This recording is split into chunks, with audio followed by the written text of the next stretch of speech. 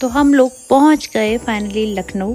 पहले वाले ब्लॉग में देखा होगा कि हम लोग निकले थे गुड़गांव से लखनऊ एक शादी के लिए। तो हम लोग बस आ गए हैं और आज एक कोई छोटा सा रिचुअल है, आज हम लोग अटेंड करने जा रहे हैं, मैं और मम्मी। तो बस चलते हैं।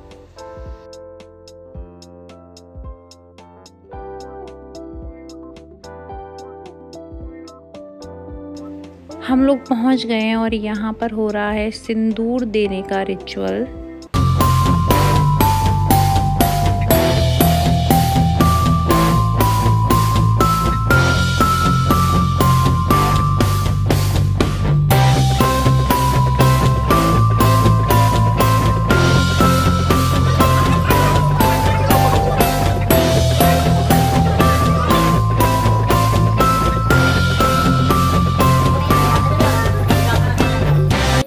तो हम लोग आ गए हैं घर वापस। वो थोड़ा सा जो पूजा पाठ वाला रीति रिवाज वाला फंक्शन था वो था उनके यहाँ पे बस।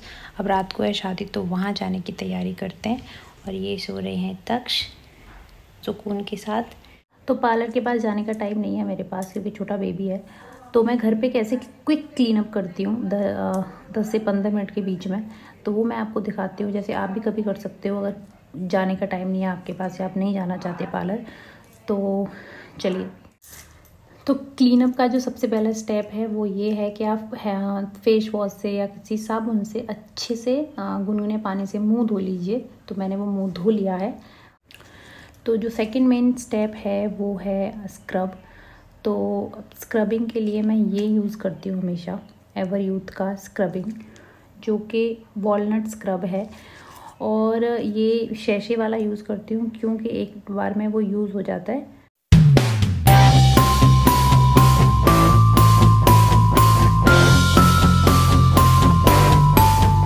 स्क्रबिंग से बेसिकली जो भी डर्ट है, ब्लैक हेड्स हैं, वो सब गंदगी है वो जो बाहर निकल आती है। तो इसलिए हम लोग स्क्रबिंग कर रहे हैं।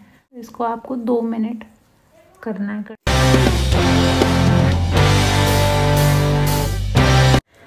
तो हो गई है स्क्रबिंग डन। अब मैंने ये ले लिया है वेट टॉवल और मैं इससे अपना अच्छे से मुंह पोंछ लूँगी। जिसको धोना है वो धो भी सकता है, बट मुझे ठीक लगता है कि इसको सबसे पहले पोंछ लेती हूँ। थर्ड मेन स्टेप हुआ है मास्क। मैं मास्क भी एवर यूथ का यूज़ करती हूँ जो कि पील ऑफ मास्क है। ये भी सैशे में आता है, तो ये बहुत अच्छा होता है गोल्डन ग्लो के लिए।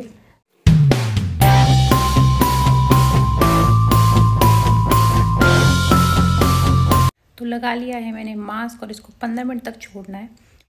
तो फाइनली ये अब मेरा सूख गया है। अब मैं इसको पील ऑफ करूंगी।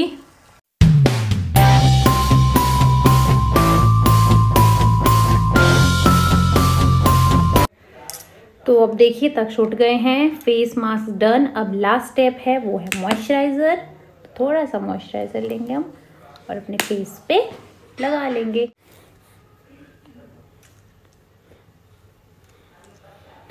तो ये हो गया हमारा क्विक वाला क्लीनअप।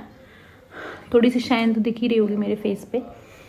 तो बस ये है सबसे सस्ता और सबसे क्विक वाला क्लीनअप। और अब हम लोग होंगे थोड़ी देर बाद शादी के लिए रेडी। तो अब हो गया है नेक्स्ट डे। तो कल मैं शादी में नहीं गई क्योंकि तक्ष की तबीयत ख़राब हो गई थी और अभी वो बिल्कुल ठीक है। और आज सुबह सुबह एक न्यूज़ मिली कि लता मंगेशकर जी का देहांत हो गया है। बहुत ही दुखद है और वो हमेशा याद रखी जाएंगी अपने गानों के थ्रू। तो एक छोटा सा ट्रिब्यूट उनके लिए मैं देना चाहती हूँ उनका गाना गाकर। हो कुछ पाकर खोना है, कुछ खोकर पाना है, जिंदगी का मतलब तो आना और जाना है। दो पल के जीवन से एक उम्र चुरानी है। जिंदगी और कुछ भी नहीं, तेरी मेरी कहानी है। लग जा गले के फिर हंसी रात हो न हो, शायद फिर इस जन्म मुलाकात हो न हो। लग जा गले